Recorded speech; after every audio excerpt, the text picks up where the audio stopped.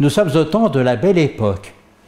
C'est cette période de paix qui succède aux affres du siège de Paris et de la guerre franco-prussienne après 1871, jusqu'à la déclaration de la Première Guerre mondiale en 1914, et qui a été marquée par de nombreuses découvertes scientifiques, un nouveau rayonnement international des arts et des techniques à travers nos grandes expositions universelles, et toutes sortes d'extravagances que seule la bourgeoisie et nombre de privilégiés fortunés et audacieux pouvaient se permettre. C'est aussi le temps des grands voyages en train, trains luxueux et prestigieux, à travers une Europe qui se raccommode comme elle peut avec des moyens économiques et diplomatiques qu'elle s'efforce de développer pour conserver la paix. Un certain jour des années 1900, à bord de la voiture Salon Pullman, d'un train de luxe de retour d'Angleterre, et quelque part entre Calais et Abbeville, il est arrivé cette scène bien étrange. Un groupe de personnalités impeccablement vêtues, dont certaines couvertes de toutes sortes de distinctions, entourent très respectueusement un curieux personnage habillé à la manière du mécanicien ou du chauffeur de l'élégante locomotive Atlantique, brune et racée, qui ramène ce train de prestige et de vitesse vers la capitale. Gilet de laine, épais pantalon de toile, bourgeron, casquette et grosses lunettes de protection. À l'arrêt en gare d'Abbeville, le curieux bonhomme, drôlement habillé, apparemment très à l'aise au milieu de tous ces gens importants, salue son monde avec élégance et descend de la luxueuse voiture Salon. L'ingénieur Morisot, représentant la compagnie du chemin de fer du Nord, dont le réseau ferré s'étend de Paris-Nord au Tréport, à Dunkerque et à Hirson, l'accompagne.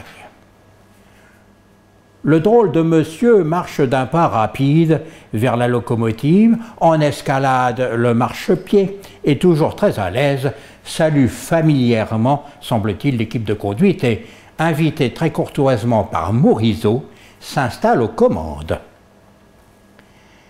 Sur l'étroite plateforme où l'on peut tenir tout juste à 4, le mécanicien titulaire de la machine a pris la pelle à charbon à la place de son chauffeur, tandis que celui-ci en profite pour faire une pause.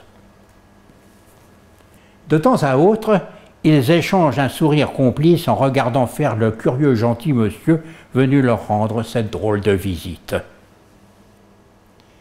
Ce n'est pas tellement qu'ils le connaissent, mais ils en ont déjà entendu parler à maintes reprises dans les corps de garde et quelquefois dans les journaux. Et puis, ils avaient aussi été prévenus. Le chauffeur, reposé, a repris sa place et le mécanicien se tient à son poste juste derrière le personnage pittoresque qui d'ailleurs semble mener le train de main de maître. L'ingénieur Morisot s'est installé dans un recoin de la plateforme du tender contre le coffre à chiffon. Le drôle de bonhomme aux commandes de la belle Atlantique, dont la livrée couleur chocolat est à l'identique de la robe des pur sang de l'écurie de course des barons de Rothschild, propriétaires de la compagnie des chemins de fer du Nord, s'exprime avec un très fort accent. D'ailleurs, il communique à travers le bruit ambiant, comme il peut avec les autres gueules noires. Ils se font des signes, les aiguillages, les signaux, les limites de vitesse, les gares, les points singuliers.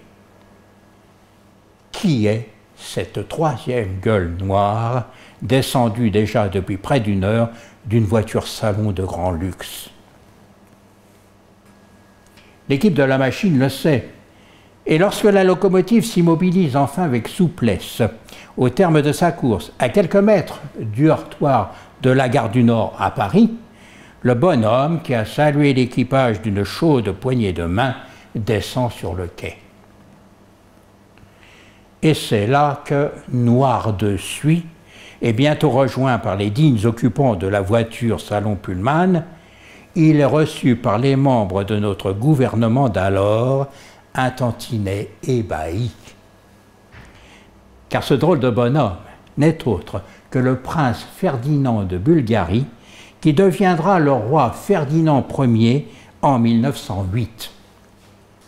Figurez-vous que, outre une passion très marquée pour les oiseaux et les papillons, Son Altesse a également un faible pour les locomotives et il lui arrive couramment, et les directeurs des compagnies de chemin de fer européennes commencent à le savoir, de demander à conduire son propre train lors de ses déplacements. Ah oui, rien que ça. Ce n'était pas son coup d'essai. Et voici d'ailleurs deux autres célèbres anecdotes d'aventures ferroviaires qui vont émailler son règne jusqu'en 1915. En 1911, par exemple, on attend en grande pompe le roi de Bulgarie à la gare de l'Est à Paris, alors qu'il revient par le train d'une visite officielle en Champagne, aux côtés du président de la République française, Armand Fallières. La Marseillaise et l'hymne bulgare avaient à peine retenti sous la haute verrière que le roi Ferdinand Ier se précipite vers le mécanicien pour lui tendre sans façon sa main gantée de blanc pour une chaleureuse poignée de main à lui rompre le bras. On raconte que ce geste de la part du souverain ce jour-là serait à l'origine de la coutume selon laquelle les chefs d'État et les membres des équipes de conduite des locomotives qui les auront menées à destination se serreront toujours la main en gants blancs, s'il vous plaît.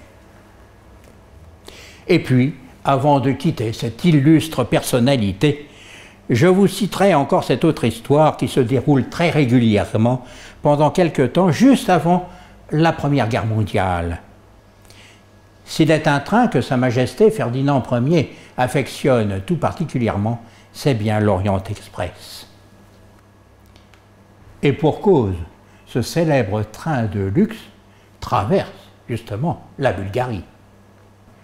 Là-bas, les mécaniciens qui mènent ce convoi prestigieux ont l'habitude de scruter les abords de la voie dès lors qu'on vient de passer la frontière, car il peut leur arriver d'apercevoir une limousine stationnée en rase campagne. Un homme, modestement vêtu, un paquet de couleur claire sous le bras, agite la main et le train, qui roule très modérément, s'arrête un peu plus loin, le temps que les freins du convoi réagissent. L'homme monte à bord de la locomotive à vapeur. Et tandis que le train repart, il enfile une combinaison de toile claire coupée, paraît-il, par un célèbre couturier de Paris, ajuste ses lunettes de protection et s'installe aux commandes. Ah oui, mais les passagers, à cette heure matinale, s'attablent au wagon-restaurant, ou bien encore s'enfoncent dans les fauteuils moelleux de la voiture-salon, s'ils ne se paraissent pas dans leur douillet compartiment de 2 ou 3 wagons-lits, en attendant qu'on leur serve le petit déjeuner. Et soudain, ils commencent à s'inquiéter, car le train semble s'emballer dangereusement.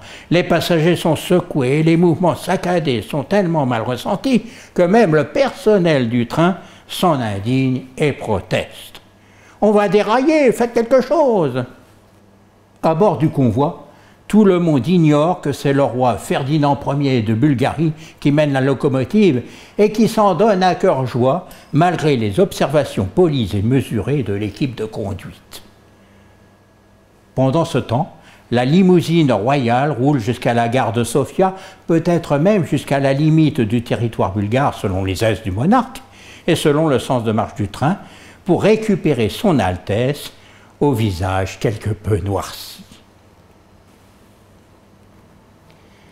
Mais rassurez-vous, après les 2 ou 3 premières escapades royales ferroviaires, le personnel du train de luxe est vite au courant des excès de conduite de Ferdinand Ier et après moult lettres de protestation émanant de voyageurs importants adressés au siège de l'illustre Compagnie internationale des wagons-lits et des grands express européens, qui gère ces fameux trains de luxe, il faudra intervenir auprès du roi pour le rappeler à l'ordre, via le circuit des ambassades.